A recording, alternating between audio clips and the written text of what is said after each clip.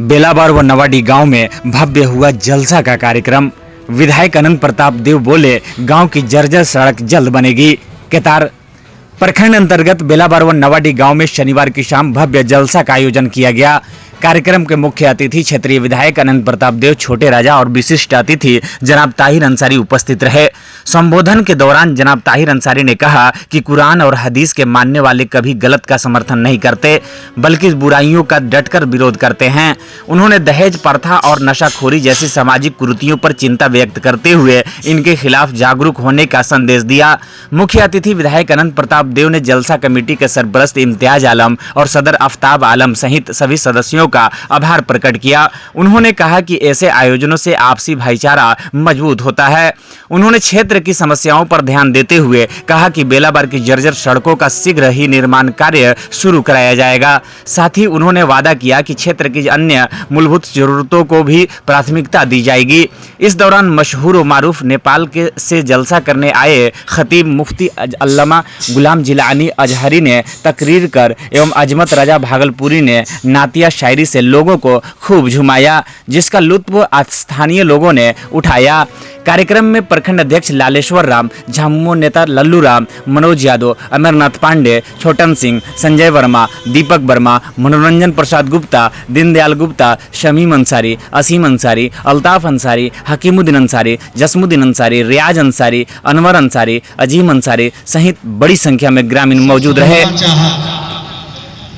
बाकी जलसा बेहतर होगा क्योंकि आप लोगों ने मेहनत किया है और कम से कम समाज के लोगों को, नौजवानों को इस बात की गारंटी करनी चाहिए कि जब हम जलसा कर रहे हैं तो स्वाभाविक है इसमें दीन की बात होगा, कुरान की बात होगा और हदीस की बात होगा। और कुरान और हदीस मानने वाले हम लोग हैं और कुरान और हदीस मानने वाले लोग गलत चीज़ों को विरोध करते हैं, गलत चीज़ों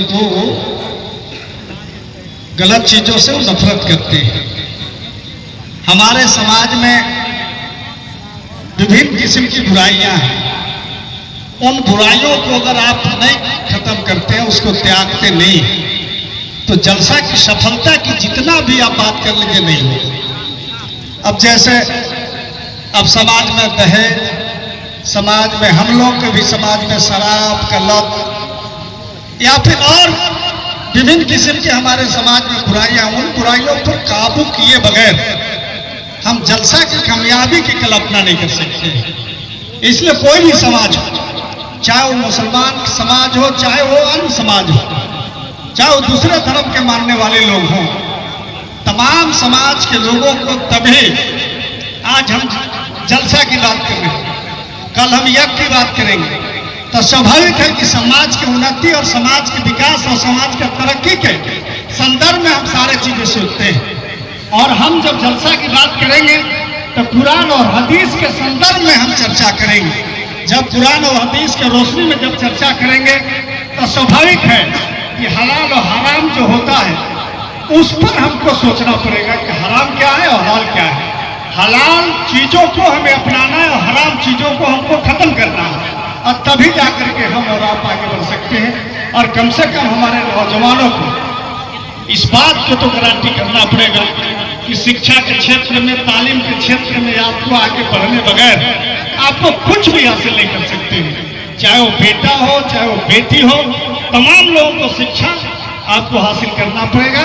इसके लिए जो भी परेशानियों का सामना आपको करना पड़े, आप परेशानी झेलिए, लेकिन अपने बाल बच्चों को, बेटा और बेटियों को समान रूप से आप शिक्षा दीजिए, उनको तालीम दीजिए, तभी जाकर के आप आगे बढ़ सकते हैं, समाज आगे बढ़ सकते हैं और नया समाज का निर्माण कर सकते हैं। देखिए, जलसा का कार्यक्रम अच्छे ढंग से बीते और अमन चैन यहाँ पर रहे। और जैसे ताहिर जी ने बताया कि दहेज प्रथा वगैरह के बारे में भी चर्चा इन्होंने किया, तो निश्चित रूप से इसमें अमल होनी चाहिए। समाज चाहे गरीब हो चाहे अमीर हो, और दहेज प्रथा जो है बिल्कुल नहीं होना चाहिए, जो आजकल का हर समाज में चल रहा है। और हम बहुत शुक्रगुजार हैं कि यहाँ के लोगों ने हमें आमंत्रित किया, यहाँ के लोगों ने हमें सहयोग किया, और आज हम विधायक इस क्षेत्र के बने हैं इन लोगों के बदौलत।